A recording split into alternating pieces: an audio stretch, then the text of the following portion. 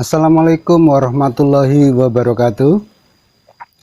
Halo teman-teman semua, berjumpa lagi dengan saya di Gubontoro Channel yang membagikan tips-tips seputar merpati dan serba-serbinya. Semoga teman-teman sehat-sehat ya di musim pancaroba atau sudah musim penghujan ini ya. Oke, hari ini saya akan mencoba menjawab pertanyaan dari Kapten Frederick ya. Pertanyaannya, tulang dada ada yang panjang dan ada yang pendek, mana yang lebih bagus menurut saya ya? Ini saya artikan menurut saya ya, atas pertanyaan Mas Kapten Frederick. Oke, ini kalau saya opsional ya teman-teman dan juga Mas Kapten Frederick. Artinya saya suka yang mana gitu ya. Kalau warna, kemudian bulu, paruh mata itu lebih bagus yang dadanya pendek, maka saya akan pilih yang pendek. Atau kedua-duanya bagus, kalau ada uang saya pilih dua-duanya. Jadi itu menurut saya tergantung apa ya, permainannya ya. Kalau di rumahan saya banyak memilih yang dada panjang ya.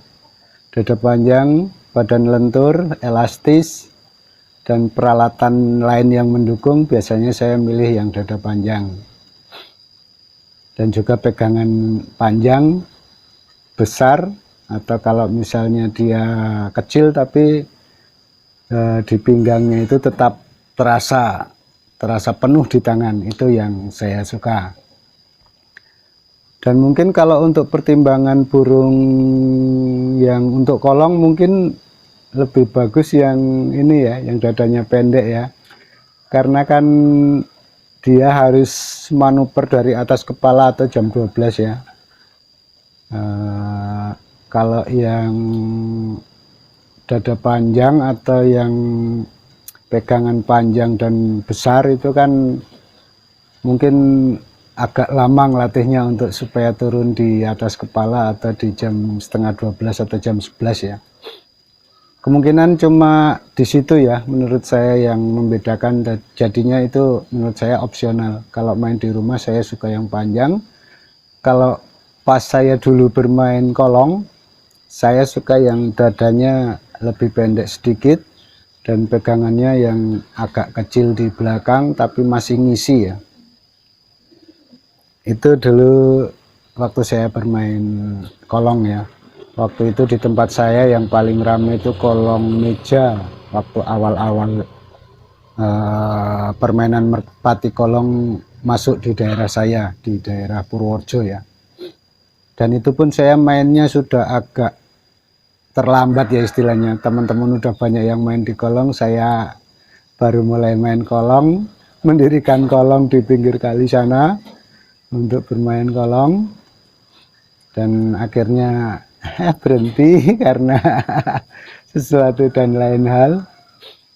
Tapi yang jelas itu ya teman-teman dan juga Mas Kapten Frederick, jadi opsional aja ya, kita cari mana yang sekiranya kita feeling dan cenderung suka ya.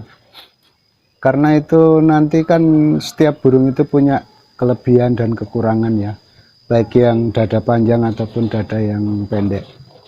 Nanti kita akan mengetahuinya setelah kita bermain dengan burung itu ya.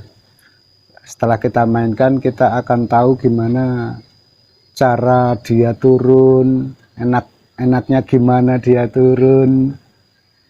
Dan kalau kita nggak cocok ya coba satu lagi yang panjang atau yang pendek, pokoknya dicoba aja supaya kita lebih ini ya, lebih tahu ciri-ciri burung yang kita mainkan atau yang nanti kita akan cari burung lagi. Kemudian oh saya lebih enakan kalau main yang dada panjang, atau saya lebih cocok bermain dengan burung yang dadanya pendek. Itu ya Mas Frederick, mungkin ini jawaban yang mengambang atau tidak memuaskan Anda karena itu masalah selera ya Mas Kapten Frederick. Itu tergantung bagaimana kita nanti melatihnya. Karena saya juga pernah punya burung yang pegangan panjang, punya pegangan pendek, itu dia punya kelebihan dan kekurangan lah. Ndak apa ya, ndak sempurna seperti yang kita inginkan. Saya punya burung yang mungkin menurut saya itu sempurna seperti yang saya inginkan itu baru 2 kali ya. Waktu itu namanya gundul, warnanya tritis, sama merah dulu. Itu hibahan dari teman ya, pemberian teman ya. Itu kalau yang merah itu juga semua posisi dia jadi. Dia muncul tinggi, saya klepek, dia langsung turun hilang gitu ya. Nanti tahu-tahu sampai di rumah di atas genteng ya, brek gitu aja. Kemudian kalau saya klepek dari jam 10, dia juga turun. Terus saya lewatkan dia sampai atas kepala, dia juga turun. Itu tapi anak-anaknya saya heran, nggak ada yang sama itu. Cuma dia saja ya, mungkin dari indukan betinanya saya nggak tahu, tapi yang jelas ini ya. Oh iya, kalau untuk pegangannya yang merah itu ya, pegangannya jenis-jenis pegangannya ya, itu yang hampir nyegitiga tapi belum sampai nyegitiga atau belum sampai habis pegangannya ya, sampai kecil sekali enggak. Dia justru pegangannya dari depan ke belakang itu bedanya agak jauh, cuma enggak sampai habis pokoknya pegangannya. Kemudian matanya dia kalau lagi bekur ya teman-teman, yang merah ini ya, bukan yang tritis, saya namain mutan dulu. Itu sampai satu titik ya, kayak kita nitikkan ballpoint itu ya di kertas, itu sampai kayak gitu ya, sampai hampir hilang itu hitam-hitamnya kalau dia bekur. Saya sendiri, gila ini burung, harusnya ini sekali ini apa, awas ya, harus tajam sekali penglihatannya ini. Ternyata memang benar ya, dia atas kepala, memang saya sengaja, padahal itu tinggi sekali burung itu teman-teman. Saya biarkan sampai di atas kepala, saya klepek, dia langsung turun juga. Gila, berarti ini memang seperti yang saya inginkan. Jadi semua posisi memang benar-benar jadi. Seperti yang gundul saya juga begitu. Kalau gundul saya, matanya saya nggak bisa memperhatikan ya, karena dia mata Jawa. Saya coba amati pas dia bekur, tetap nggak kelihatan. Tapi yang jelas dua-duanya paruhnya tipis runcing, terus tapi tidak panjang ya, pendek. Karena saya perhatikan itu dua-duanya rambonannya Jawa Gresik ya. Terus tulangannya juga tidak terlalu besar, cuma sedang saja, dan tidak kasar ya, tulangannya cuma gimana ya, pokoknya dia tidak kasar tapi juga tidak halus sekali. Pokoknya dia sterek mungkin ya, kalau bahasa untuk kita itu, burung itu sterek saja, tapi tulangannya cuma sedang, nggak sampai kasar dan juga tidak sampai kecil ya, cuma di pertengahannya. Tapi keistimewaannya kalau burung tritis itu juga di bulu. Kalau yang merah itu bulunya kalau dibeginikan teman-teman, serak serak serak begitu ya, bunyi ngesrak-ngesrak gitulah. Kayaknya begitu ya. Untuk tulang dada kayaknya juga ndak panjang sekali dan juga ndak pendek ya, dia di pertengahan lah. Kalau kita lihat di umbaran itu dia proporsional sekali.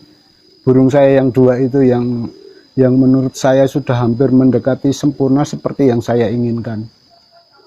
Dan dadanya juga ndak panjang, ndak pendek, pokoknya sesuai lah dengan kondisi atau bentuk tubuhnya. Jadi begitu ya, Mas Kapten Frederick, saya tidak bisa menggambarkan mana yang lebih bagus karena keduanya itu punya keistimewaan, punya kekurangan, dan punya kelebihan. Oke, semoga ini bisa dijadikan referensi untuk Mas Kapten Frederick dan juga rekan-rekan sekalian. Jadi kita apa ya, yang penting kita suka dan feeling bahwa ini bagus, kita coba gitu aja ya. Oke, kiranya cukup sekian, dan jika ada salah kata dan kekurangan pengetahuan saya mohon dimaafkan ya. Akhir salam, wassalamualaikum warahmatullahi wabarakatuh.